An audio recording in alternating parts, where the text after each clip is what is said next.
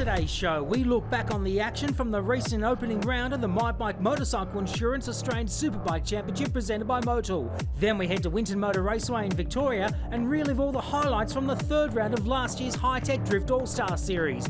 And later in the show, with the opening round of the Hi-Tech Oil Super Series kicking off next weekend, we head into the Speedweek studios for the Hi-Tech Oil Super Series season preview. This is Speedweek.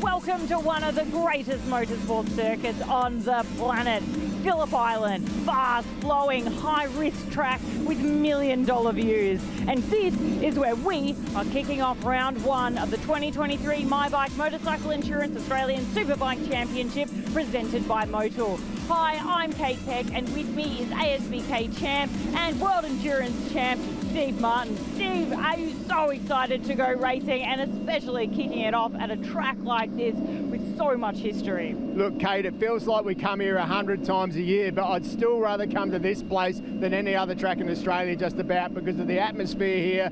It's a brilliant track. We're so lucky to have it. Yeah. Now let's talk about 2022 and the championship, which was taken out by Mike Jones, the first championship for Yamaha Racing in over a decade. It's been a long time in the wings for Yamaha, but they finally got the job done last year with Mike Jones. Of course, Crew Halliday was there backing him up. A very strong pairing last year and one to watch this year too. Now the class of 2023, who is in and who is out? Let's start with Wayne Maxwell. Well, Maxwell's had a good run, but he's out of the championship, which has left the seat open for Josh Waters to jump straight in there. We've already seen his form on the bike, and with Wayne Maxwell being his rider coach, I'll tell you what, Wayne Maxwell's a pretty good rider coach because Waters is on fire. Now, Supersport champion Ted Collins is now in. Yep, Nathan Spiteri has retired, which has left the seat. Ted Collins has jumped on it. He's raced in Superbikes in the past, had a year off. Can't wait to see what he can do. There's a bit of movement at Ducati too. Yeah, of course, Ducati have gone down to a one-bike team this year. Brock Pearson is in the team, which sort of like left Brian Starring on the sidelines, but Brian, thankfully, is now with MotoGo Yamaha. And finally, Honda. Well, Honda, they're always never just here to play, they're here to win, and Herfoss and Honda have been strong for years. Watch out for them because this year they're going to amp it up from what we've seen in the past. All right, Steve, I reckon it's about time to go racing. Let's reintroduce and welcome back the one and only expert commentator, Phil Harlan. Yeah, thanks very much, Kate. As you mentioned, no better place to start than Phillip Island. It all gets underway here with a dauntingly fast entry into turn one, through one of the fastest corners at turn three, then down into turn four, the Miller corner, which is one of the slowest. Then we drive up the hill towards the exciting Hayshed corner. It's a real heart-in-your-mouth effort. Across the top at Lukey Heights and down into the only second slow corner on this track. Then it's a fast run through 11 and 12 onto the My Bike starting finish straight to complete a lap here at Phillip Island for the opening round of the My Bike Motorcycle Insurance Australian Superbike Championships presented by Motul. And Phillip Island, the spiritual home of Australian motorcycling, no better place to start a season. 2023 is shaping up to be a big season, Steve. Lots of changes. Yeah, there certainly is. There's people moving teams, people leaving the series, people coming in, people doing incredible lap times, amazing stuff. But I think the big thing that's been notable this weekend, Steve, is the fact that Mike Jones, who has usually not been a massive fan of Phillip Island and hasn't had the results that he would have had at most other tracks, has been extremely fast and consistent this weekend, always around the top of the timesheets during the practice sessions, was up there in qualifying and will start from the front row of the grid. And that's very important for the reigning champ to get his season off in the best possible way. Josh Waters qualified on pole position though. Crew Halliday and Mike Jones, the Yamaha Racing Team duo, join him on the front row of the grid. Brian Starring on the MotoGo Yamaha is on row two, along with Troy Herfoss and Max Stouffer. Glenn Allerton starts out row 3 with Arthur Cece's next to him and Brock Pearson, who we spoke about before, in 9th. Lachlan Epps making a one-time entrance into the championship. Mark Kyoto there 2 and 11th, and Ted Collins, who we mentioned before. Yeah, Matt Walters on board the Aprilia starts out row 5 along with Scott Allars and Paris Hardwick having his debut ASBK season in 2023. Jack Davis, Michael Edwards, the veteran Queenslander, round out the field as they come up to take up their positions on the grid.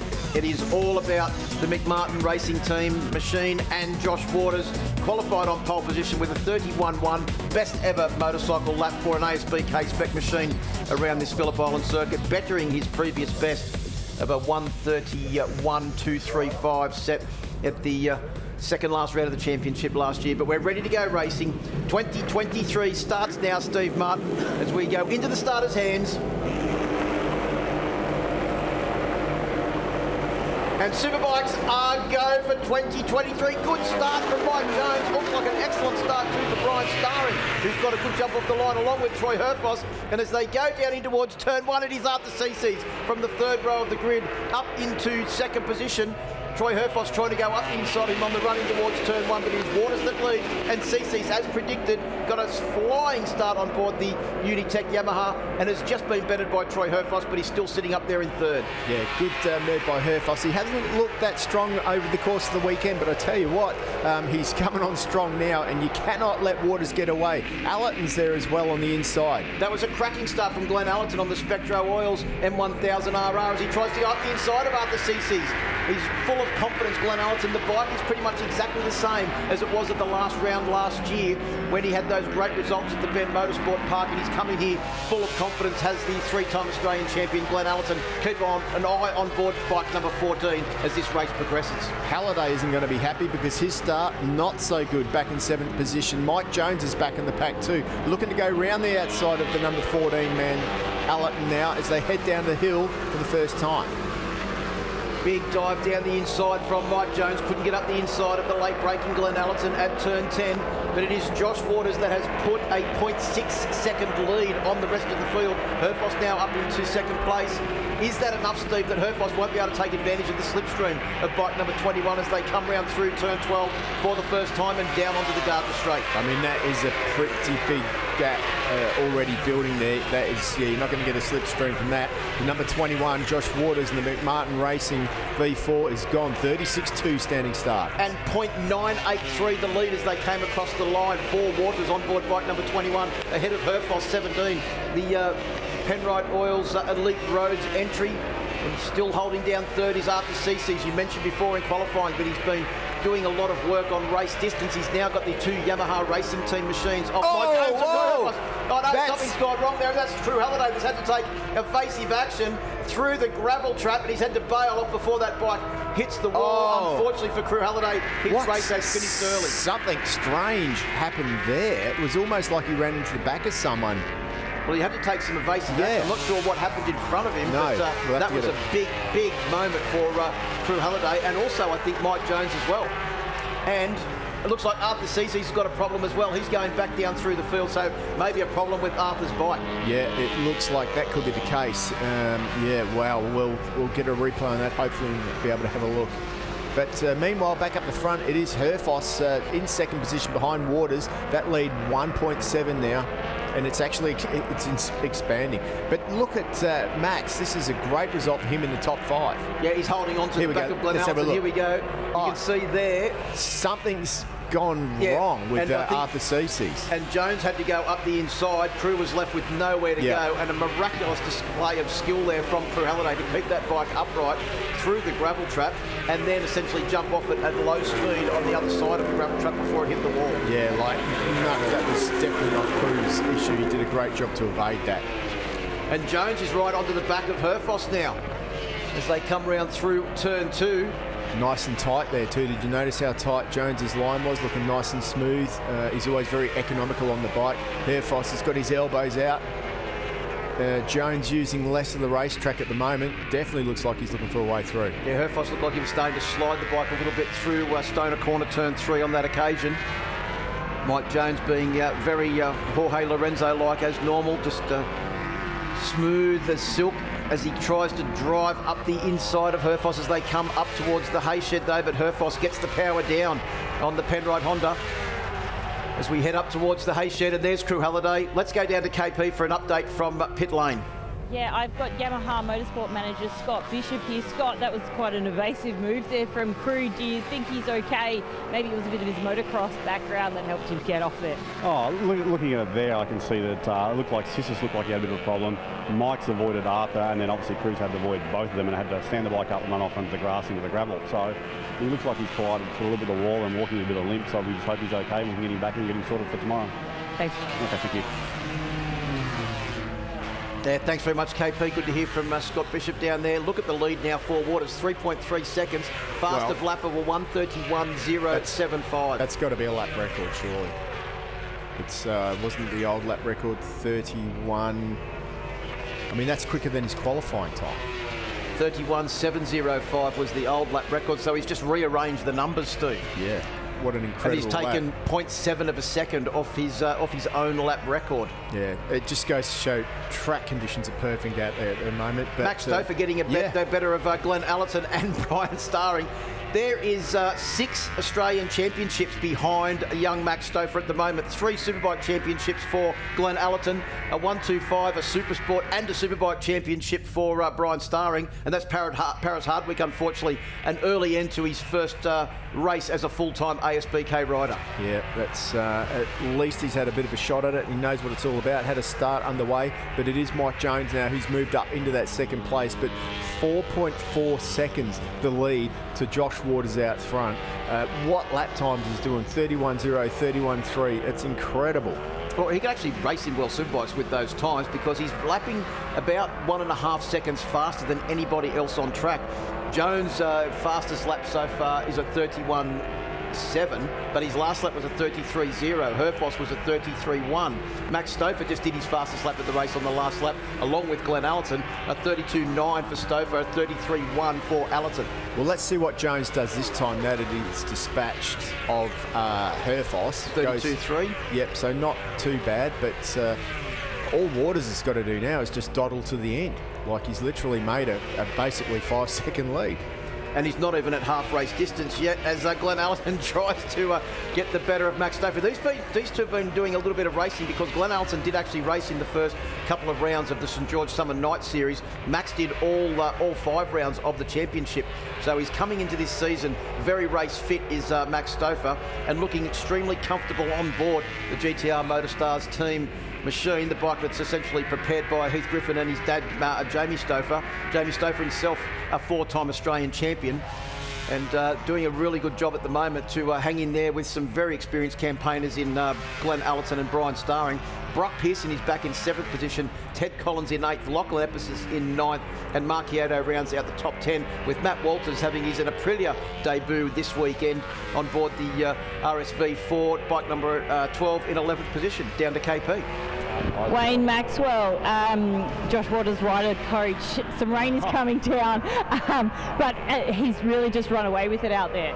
Yeah, look, he's an exceptional rider, and it's a great environment for Josh to be in. I knew that coming to McMartin Racing he was going to thrive, and that's what we're starting to see. Difficult conditions at the moment, the rain falling, but Craig and the team have done a fantastic job with the bike. Everyone works well together, and it's really good start. Let's hope we can just bring this home at half race distance. We've got 5-second lead. So. Is he riding in his comfort zone? Yeah, he's a very smart rider. When the rain's falling and it's a difficult one, so hopefully it doesn't fall too much heavier and he can just manage the gap and bring it home, and we can get our first race of the year and go from there. Thank you. As usual at Phillip Island, Steve, it looks like it's raining in some parts and not raining in others because it looked like it was very wet up the top end of the circuit, but Josh Waters, knee down, nearly elbow down through turn 2. Yeah, we can just see there as he gets a little bit of a slide on. There goes Herfoss through there as well. But he put his hand up in the air just before to say, hey guys, and basically it's starting to pour too much. And it looks like the officials have made the call. The red flags come out at the moment. We'll find out what that's about in a minute. But on the AMX replay, you'll see any minute there, the number 21, just starting to put his hand in the air as he heads over the top of Lukey Heights there. Well, and also the interesting thing was that Herfoss had actually got back up into second position ahead of Jones as well. So was that too we'll late? Wait and see. But time for a quick break. Stay with us.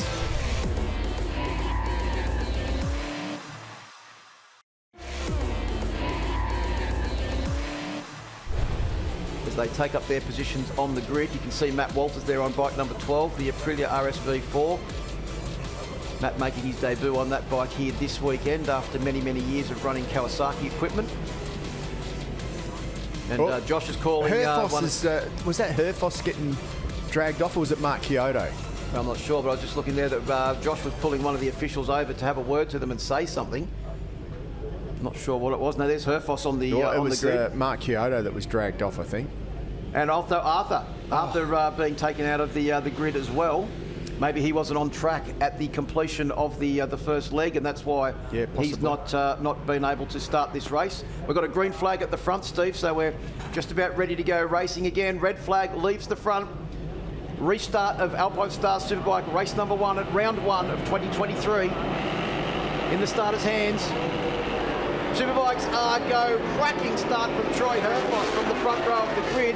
He will get the jump, and as they head down towards turn 1, it could very well be the Penrite Elite Roads Honda that leads them through turn 1 for the first time. Around the outside goes Glenn Allerton, around the outside of Jones, around the outside of Waters, and into second position goes Glenn Allerton on board bike number 13 as Arthur makes his way down to the end of pit lane now. So maybe, I don't know what was going on there, because Arthur was taken off the grid. Now he's going back out on track. Maybe he had to start from pit lane and there was some sort of miscommunication. I don't know. Allerton into the lead. Yeah, well, let's see what Allerton's got on. Like, it makes sense that Allerton would have wets on at the moment. But I'll tell you who is good in these conditions. Herfoss is good in these conditions. He doesn't mind the bike moving around everywhere as Glenn Allerton takes a tear off the visor and dispatches it over his shoulder as they make their way through Siberia. Now it is Herfoss back into the lead. Oh! And no, big crash there. Looks like Max Stouffer, one of those riders, and also bike number 92. Jack Davis from South Australia. Yep, that looks like it's at turn 4. So unfortunately, after a brilliant qualifying and early race for Max Stouffer, looks like it will be a DNF for race 1 into the record books. Yep, and he's definitely got wet weather tyres on, So Herfoss leads, Allerton right on his tail, Waters and Jones. What a very skilled quartet we have at the front of this race. Troy Herfoss is a 2-time champion, Glenn Allerton a 3-time champion, Waters a 3-time champion, and Jones a 3-time and reigning champion. Yeah, there's a big group there. Let's just have a look. There comes the tear-off see in the background there. Looks like Max tried to go up the inside there, ran into the side of Jack Davis, unfortunately. So I think it's all over for those two for this time. Hopefully they can get it ready for tomorrow. Right, well, Max bikes get pushed away and we go back to the lead. It is Waters now trying to find a way around the outside of Herfoss. It looks a little bit slippery there at the entry into turn 2. You can see Waters just had a bit of a moment as he tried to tip the bike into that very long left-handed corner that then leads out to this very fast area of the track. A few raindrops on the camera there as Herfoss, Allerton and Waters all slide through there with Jones having a great look there in 4th position. We've got a very closely tight pack through turn 4 now. It is still Herfoss leading, and the lap time, Steve, into the mid-42s on the first lap. That will come down to maybe a 37-38, you would think, on the first flying lap. Well, it depends. Yeah, probably something like that, but it really does depend on how these guys want to push. You've just got to, you can't just accelerate to the dry lap time. You've got to, push it bit by bit by bit. So we'll find out next time they come through. But if it's still damp, 42 is a pretty good lap time on slicks. I reckon those times that vision of them coming through the hay shed is an indication of how hard they're prepared to push, because all 4 of those bikes were starting to move and slide around. They're dancing all over the place now as they come out of turn 11 through turn 12, and Herfoss, he's put the hammer down through turn 12, gets a good run onto the Gardner straight. Glenn Allerton winds that Shane Kandera's prepared machine up as they come onto the straight and go underneath the bridge, and Josh Waters just goes blasting past all of them on board that McMartin Racing V4R. Yep, but on the outside there, the number 17 goes and dives up, can't get through on the inside of Allerton. Allerton goes through too now. But that's just going to be the nature of this race for the next few laps. Probably faster than we thought. A 34.2 for Troy Herfoss and a 34.2 for Waters as well. 34.2 for Allerton. They're all very closely matched on their lap times. In fact, there's less than 1/10 of a second between them on that last lap. But Jones was the fastest with a 33.848. Yeah, he's there as Jones, but once again, when it's a little bit damp off the main line, it's difficult to pass. where these guys are on the track. Obviously, there's more heat in the track. It's going to dry up better. Jack Davis has entered the pits by the ASBK race direction as well. Well, and also too, Josh Waters has just put the hammer down and broken away to a very small lead. It's about half a second as they came through the end of intermediate number 2 across the top of Lukey Heights and down into turn 10 he goes. The end of his intermediate is just there as Herfoss goes up the inside of Allerton. You can see how much both of those bikes were moving around, and Jones, even though it's damp and it's tricky conditions, is looking as smooth as silk. Yeah, great move. Just looking now, 34 is the time of the guys with slicks, 47 is the time with wets. And just having a look in the AMX replay, nice and smooth up the inside, as easy as you like. Bit of a bubble there from Allerton on the Spectra Oils machine. But you can see how aggressive Herfoss and Allerton are in comparison to Jones, who's just looks very smooth and calm. But the other two, their bikes are starting to move around as they overtake each other. Every single corner, it would appear, with Herfoss back into second position now as they come through turn 2. Jones set up camp now right on the back of the Spectro Oils machine. Well, Waters just did a 31.6. Obviously, track conditions are okay in Josh Waters' eyes. I'd say they'd be pretty dry at the moment. And that was on a used slick too, so impressive stuff. He's just on fire. And you could see there how hard both Allerton and Herfoss were breaking into turn 4 as we see an AMX Superstores replay of Allerton going down the inside of Herfoss on the run in towards turn 1. That was immediately repaid at turn 2 as Herfoss went back into second position. Look at the gap now for Waters as he comes through the hay shed and up towards the top of Lukey Heights. To put it into perspective, 31.6 is quicker than the old lap record. He is fast. And consistent, because he was doing the same sort of lap times consistently in that first leg, and now he's just breaking away. He's happy with the track conditions, did that first lap, didn't want to get involved in any of the shenanigans that this trio are trying to put on to take their best start to the year, and Waters has broken away to a now over 2-second lead. In fact, he's lapping 1.5 seconds faster than anyone else on the last lap as he comes down to complete 4 laps now, and he will get the last lap board with a 2.5 second lead over Glenn Allerton, who has now taken up the running into turn 1. Will Herfoss try and repay with a favour immediately at turn 2? Easy. Yes, he does. Yeah, good move and there. Jones goes as well. Jones now up into third place, Steve, on board bike number 1, trying to sneak up the inside of Troy Herfoss as they come on the exit of turn 2. He said he's very good with holding a tight line. Mike Jones, straight up the inside goes Glenn Allerton at turn 3. That's a big move from Glenn Allerton on Mike Jones. It certainly was, and he's made it stick. Jones goes to look around the outside again. He can't do it. He holds on back there, but it's going to get squirrely now. I'm pretty sure that the number 1 machine doesn't want to finish in that 4th position with Waters up the road. He needs to get decent points. But what a ride Allerton's having. What a ride Herfoss is having at the moment. Herfoss has probably done enough. Oh, Jones had a big look at the hay shed there, couldn't quite get up the inside. Allerton's got a little bit wide. Hope his drive to the top of Lukey Heights hasn't been compromised, because he still has sights set on the back of Herfoss as he comes sliding across the top of Lukey Heights. He's not close enough to get anywhere near Herfoss on the run down in towards turn 10. This is going to be a drag to the line to determine who will finish in 3rd place. Jones and Allerton fighting it out now. I think Herfoss has got just enough of a lead. He's going to hold on to 2nd place. No question about who your race winner is though, Steve. For the first time in 2023, it is Josh Waters, who will go to his 10th ever win at Phillip Island on board a Superbike. As he crosses the line, Herfoss takes 2nd, Allerton holds on for 3rd, and reigning champion Jones in 4th. What a cracking 5-lap sprint. That was an incredible race. What lap times from Josh Waters. What a comeback from Waters. What a comeback from Herfoss and Allerton. Mike Jones, the champion from last year, in 4th. A good steady race. Marchiato finishes in 5th position. Ted Collins will cross the line in 6th. As they comes across the line now on board the Livson racing machine. Good start for the 2023s in season 4. Ted Collins, and Matt Walters comes across the line in 7th position. That's a good result for Matt Walters and Aprilia. His first race meeting on that machine too. And also they have no spares for that bike, so the one thing that Matt Walters couldn't do in those tricky conditions was try too hard and risk crashing and damaging those brand new fairings. But congratulations to that man and McMartin Racing with K-Tech. Josh Waters takes the win, his first win for 2023 and his 10th ever at Phillip Island.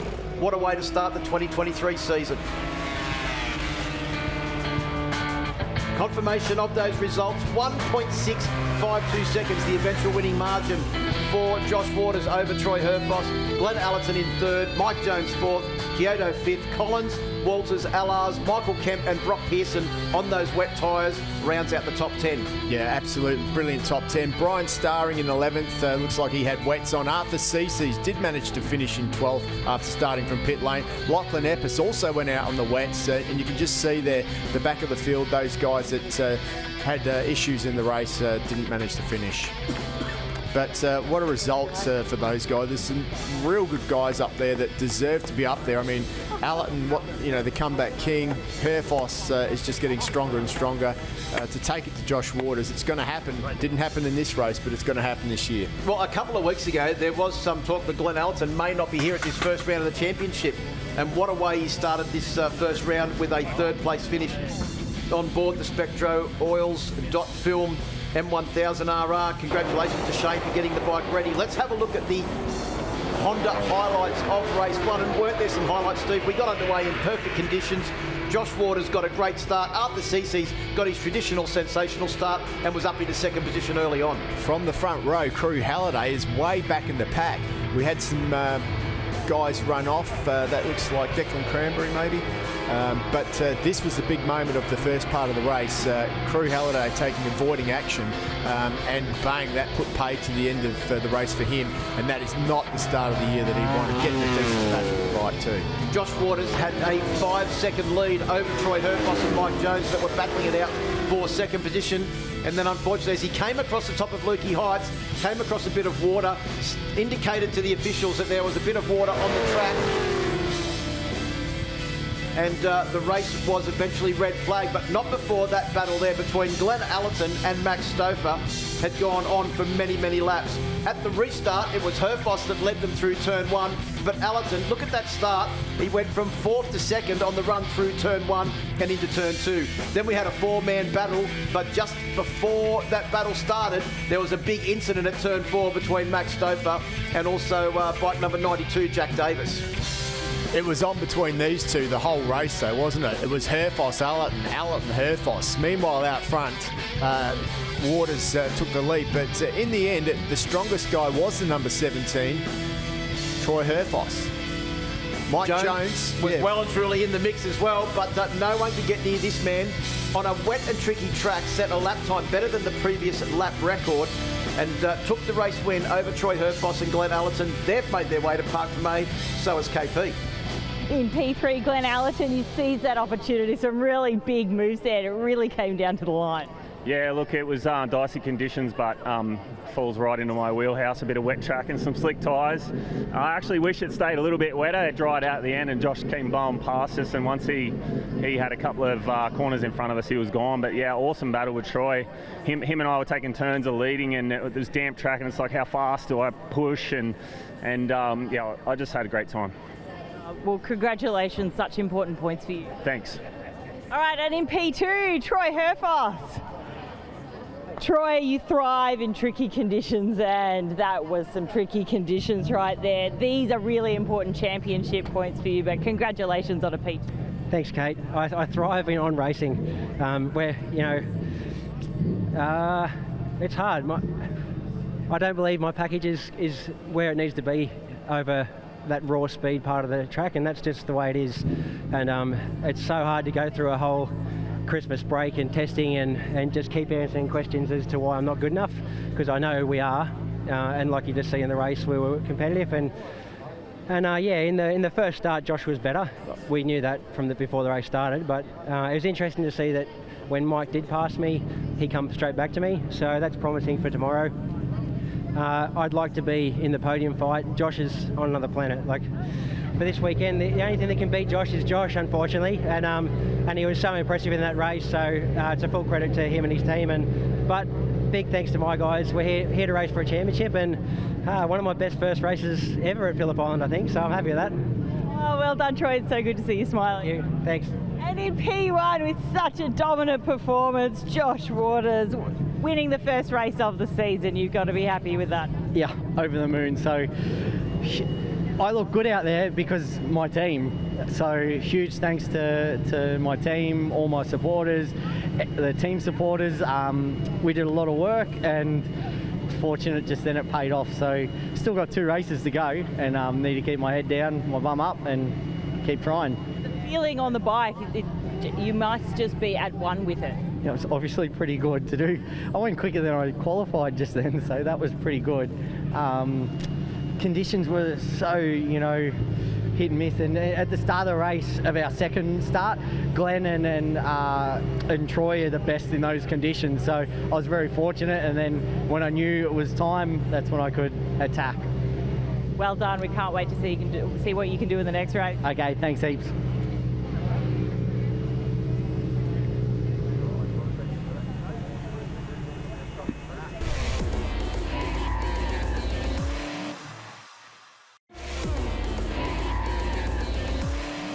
I think we'd have to say, Steve, that this is the strongest Michelin Supersport field that we've seen for quite a few years. Oh, absolutely.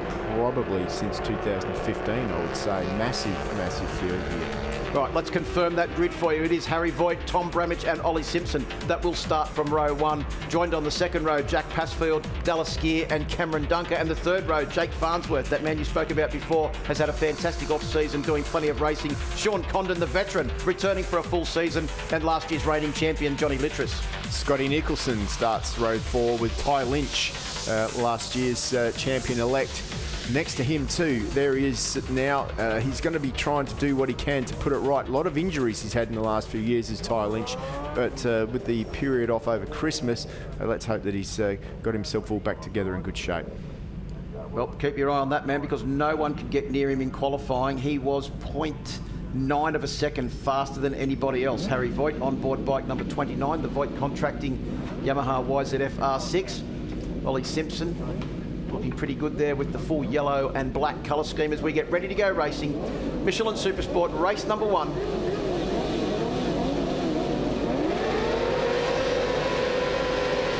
Supersport is go. Looked like a pretty good start from Jack Passfield from the second row of the grid as well. He was drawn up alongside Tom Bramage very early on as they weave their way down towards turn 1 for the first time.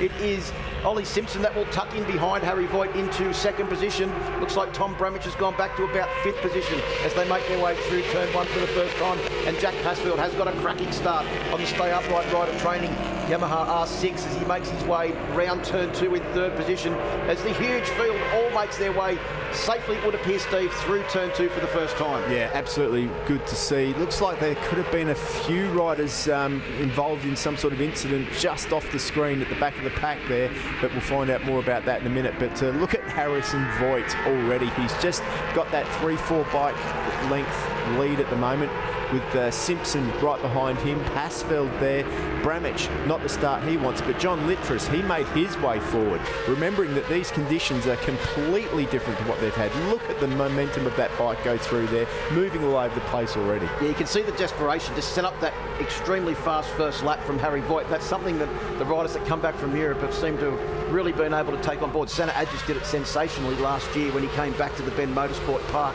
as Ollie Simpson tries to hold off Jack Passfield at the bottom of turn 10. Cameron Dunker up into 4th position. This guy is a man in a hurry, a young man in a big hurry, I'd have to say, as he makes his way out of turn 11 and trying to find his way up. And here's that incident that you spoke about, Steve. Oh yeah, that's a very late braking moment there. And a couple of those riders very lucky to keep those bikes on track. Yeah, but they were lucky there. But back to the action on the main straight.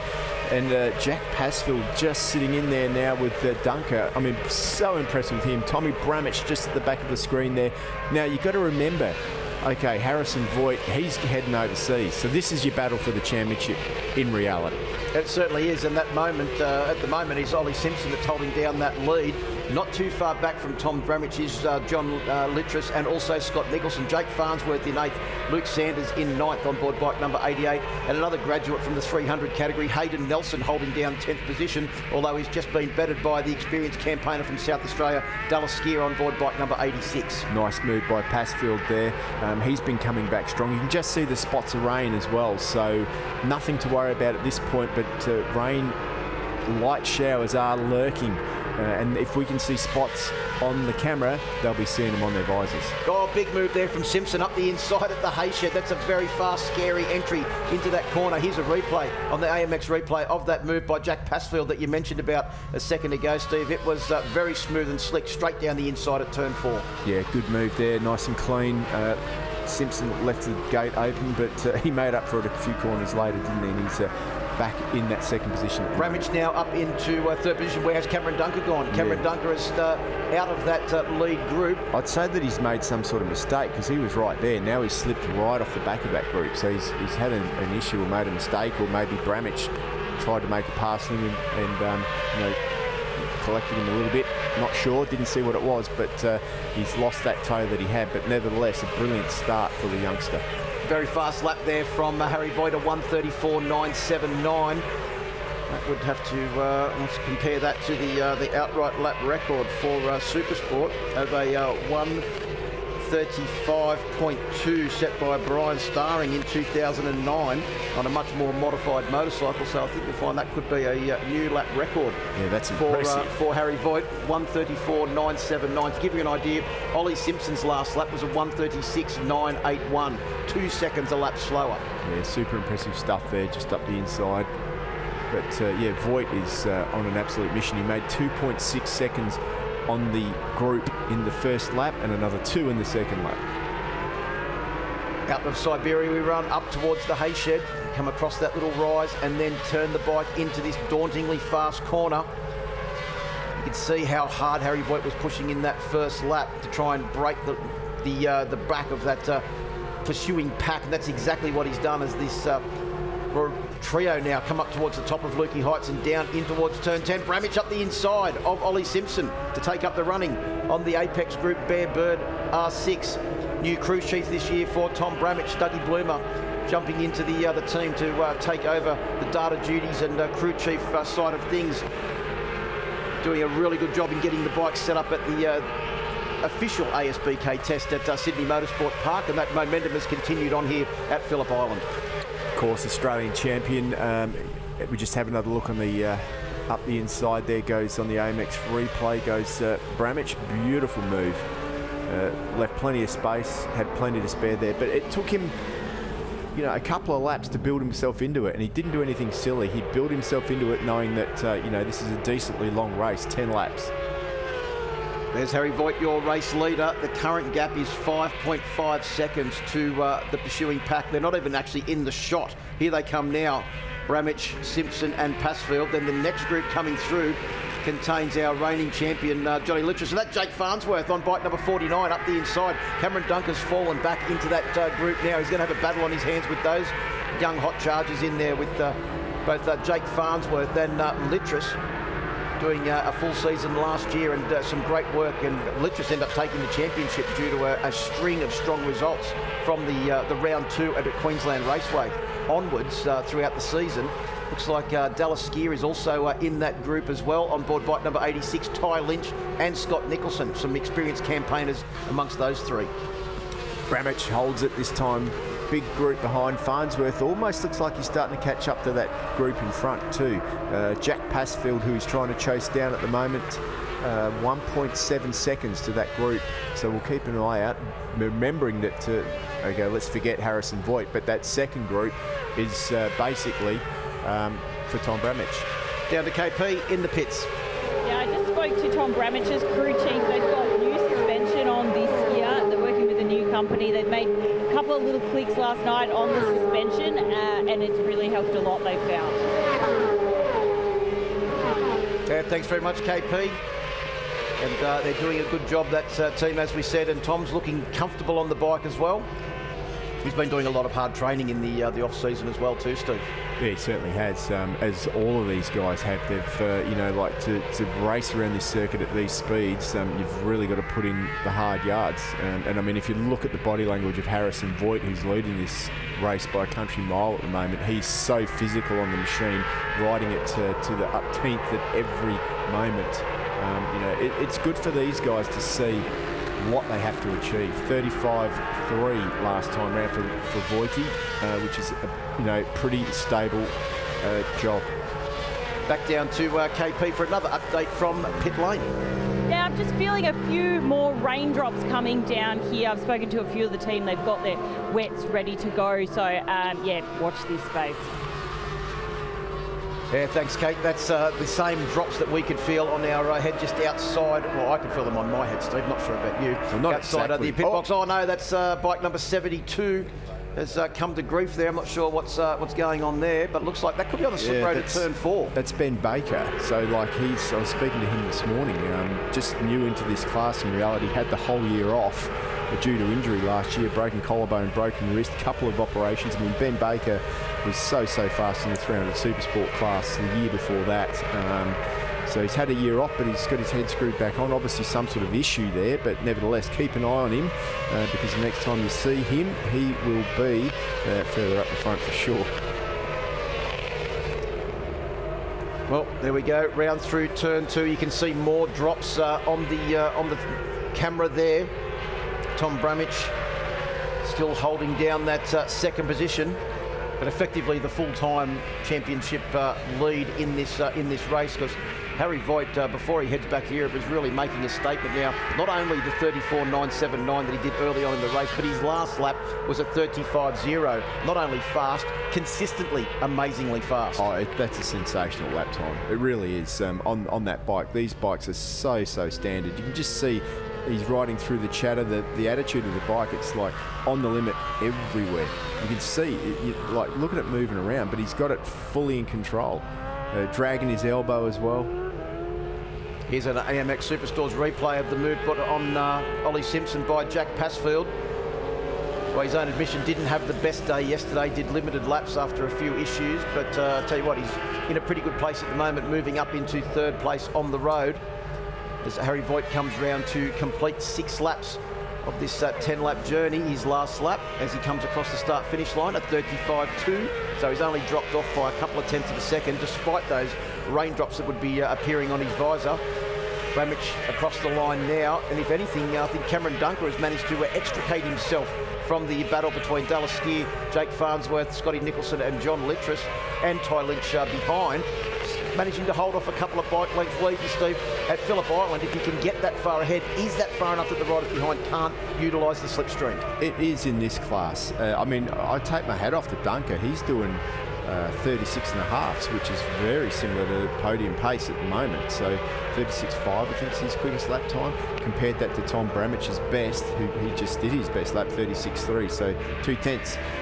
He's got the possibility to get on the podium. Yep, plenty of overtaking movers at Thriller Miller corner there at turn 4, and Jake Farnsworth, I think he gave a couple of them a bit of a thrill. May have gave himself a bit of a thrill as well on board bike number 49. We know he's excellent on the brakes, is Jake Farnsworth, and unfortunately Ben Baker's race is over. He has entered the pits on board bike number 72. I think Bramich has actually made a break now from Passfield as well. We'll have a look at their lap times as they come round to complete this lap, but I expect that Bramich's time will be a couple of tenths better than the pursuers of Passfield and Simpson. Just have a look too at Cameron Dunker's lap time when he finishes his lap, because I think he may have closed the gap down to Ollie Simpson in 4th position as well. Yeah, 2.2 to Ollie Simpson just ahead of him. Look how much that gap is now from Dunker back to Jake Farnsworth, who takes up the running in 6th position. Do you know what's impressive about Dunker too? He's not following anyone, is he? He's like literally out there on his own doing decent lap times as he goes over the start-finish line.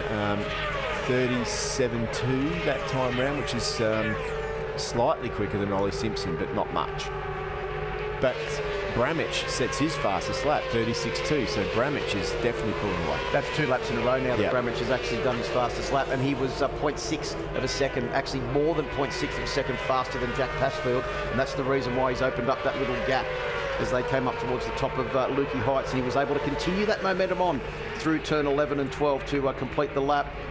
Simpson hanging on desperately. Hasn't done a lot of racing in the Supersport class over the last 18 months or so. He's turned up plenty of times, but they've always had some sort of issue that's prevented Ollie showing us how good a rider he is. Probably the most professional I've seen the team turned out. Race Bike Services are helping them, of course, at the moment. You could just see the wear on the back of that tyre too on Ollie's bike, on that right-hand side, left-hand side of the tyre, I think it was actually. A little strip appearing there. When you get that degradation strip on the back of the tyre, Just see it there, like you can tell that the tyres are starting to go off. With a couple of laps to go, these tyres are probably only good for about 10 laps around here. And he's got to try and desperately hold off a Cameron Dunker charge from behind as they come round to complete this 7th lap now. Come around to complete the 8th lap. 7 laps already complete. It is through the top end of the circuit we go and down onto the Gardner Straight. Passfield's bike starting to move around a little bit too as well, Steve. A few more drops on the camera lens there as we come across the line as well. The lead is now out to 10.8 seconds for Harry Voigt. His last lap at 36.3, so he's backed it off a fraction now. In fact, he's backed his lap times off to what the rest of the field was doing at the beginning of the race. Yes, but if you look at what the rest of the field are doing now, they're doing 37s. 37s and 38s and 39s, and that's because of the drops now.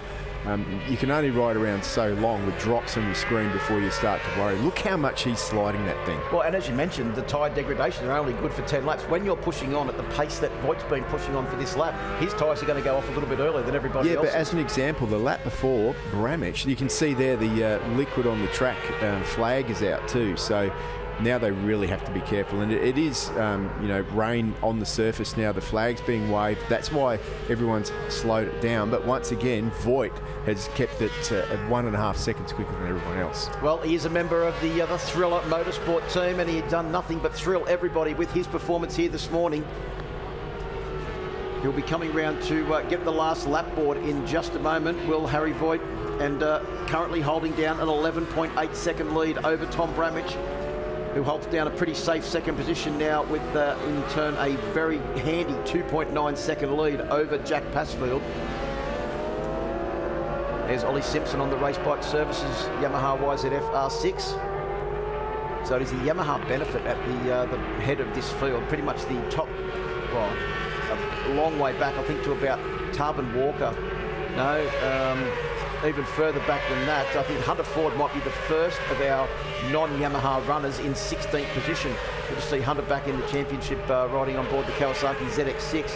He's holding down 16th position, as we said, on board bike number 8. Pretty much the top 15, all on Yamaha YZF R6. There's also someone running massively wide there in turn 1 as we see Nicholson and Dunker. So Nicholson has now moved up into 5th position. Yeah, that's a good move by Scott Nicholson there, using the slipstream there. Tarbin Walker as well down there in 15th. Ty Lynch is definitely making his way forward. Well, Scott Nicholson, one of the most experienced campaigners in this field, with 42 race starts coming into this. But Cameron Dunker says, I don't care how many race starts you've done, Scott, I'm going up the inside at Thriller Corner.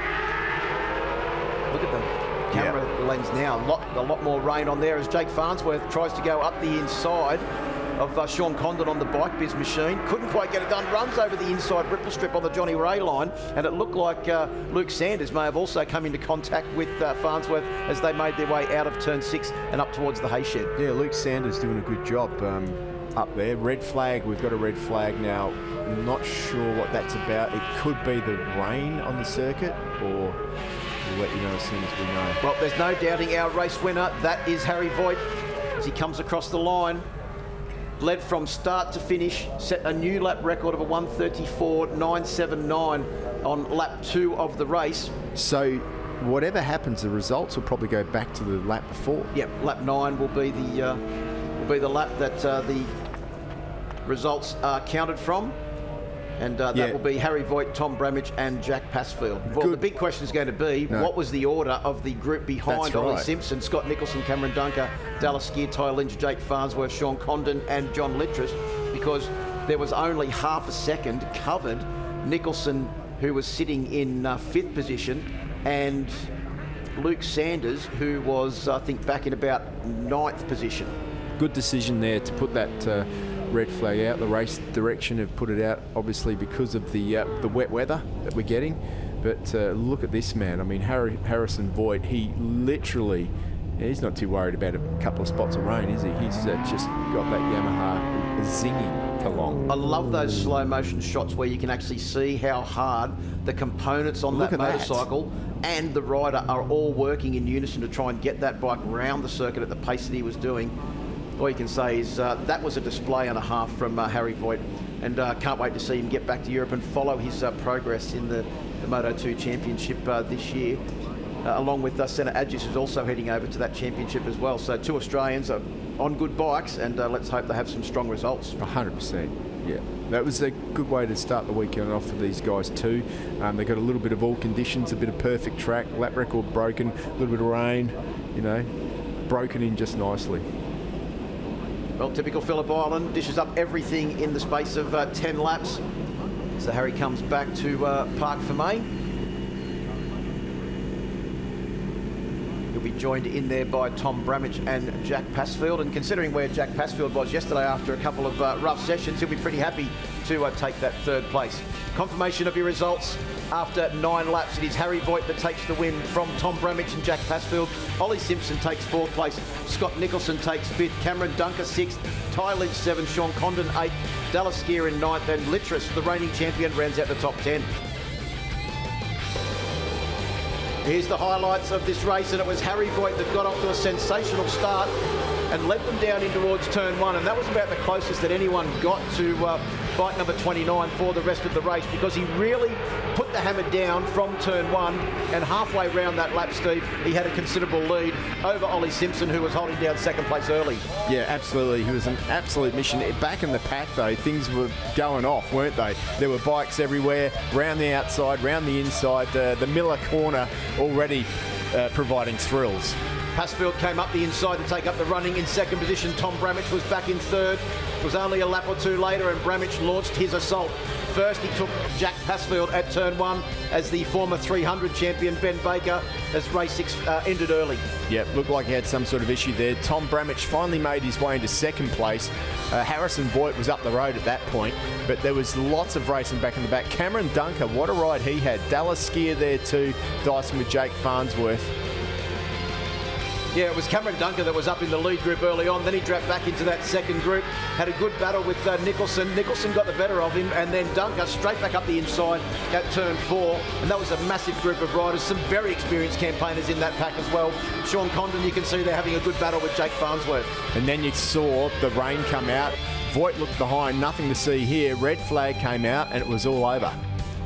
Well, congratulations to Harry Voigt. Race win and a new lap record. He's down in Park Fermé. Can't wait to hear from our top 3. They're with KP now. In P3, Jack Passfield. Jack, we know how well you did here last year in 2022. Is this the start of something big for 2023? Yeah, I think this is the first year we've come in with everything ready. Fitness up and the bikes are set up well, thanks to Robbie and Sam that have been helping us with that. And yeah, it's a good way to start the year, and hopefully we can keep it going. Well done, we'll see you in the next race. Oh, good, thank you. And in P2, Tom Bramage. Tom, you've had a bit of a mix-up this year, new crew chief, new suspension. It's all coming together though, it feels like. Yeah, for sure. I was really disappointed with my start. Something happened up there. We have to have a look at that. And then, yeah, I just slowly built into the race and picked him off, and Voidy was just gone by the time I got through, wanted to get through. But yeah, can't thank my team enough. The Apex Yamaha crew have been doing an awesome job. Yeah, new suspension, new everything. So it's a good start to the year, and I'm looking forward to the next one. Yeah, excellent, we'll see you in it. Thank you. And in P1, Harrison Voigt, you were in a league of your own out there. Were you pushing? Yeah, obviously I was pushing. Yeah, I put my head down those first couple of laps, and after that I tried to settle down and like push for a nice momentum. And I was able to hold it, and then the last 2 laps it got really tricky with spots of rain in the first sector, and then it stopped, and then over Luke here was so sketchy. So yeah, I was a little bit nervous, and I was a bit too big toey, and yeah, I seen they put the red flag out, so I'm glad everyone didn't come off because it started to get a bit tricky, and yeah, I had a lot of fun. Well done on the win. We'll see you in the next race. Thank you. Well, congratulations to our top 3. Plenty more action coming up here. We've seen the first round of Phillip Island Grand Prix circuit of the 2023 ASBK year, but the next event is a historical event, the first ever night event, the 24th and 25th of March at Sydney Motorsport Park. Then we go to Queensland Raceway on the 28th and 30th of April. Then up north to Hidden Valley for the Superbikes only on the 16th to the 18th of June in conjunction with the Supercars Championship. Morgan Park Raceway hosts round 5 of the championship on the 14th to the 16th of July. We're back to the spiritual home of Australian motorcycling, the Phillip Island Grand Prix circuit on the 27th to the 29th of October. and the traditional season-ending finale at the Bend Motorsport Park early in December. Pro MX has got plenty of action coming up. The 5th of March at Wonthaggi for round 1. Round 2 at Appin in the 19th of March. Then we go to Wodonga on the 16th of April. Round 4 is at Maitland in May. Round 5 at Gilman in South Australia on the 28th of May. Round 6, Queensland at Toowoomba on the 25th of June. Round 7 at Queensland Moto Park in August. And the following weekend, round 8 at Coolum on the 19th and 20th of August. It's been a fantastic opening to the season here from Phillip Island. Plenty more action coming up in only 1 month's time at the second round of the championship, Friday and Saturday nights at Sydney Motorsport Park. We'll see you there.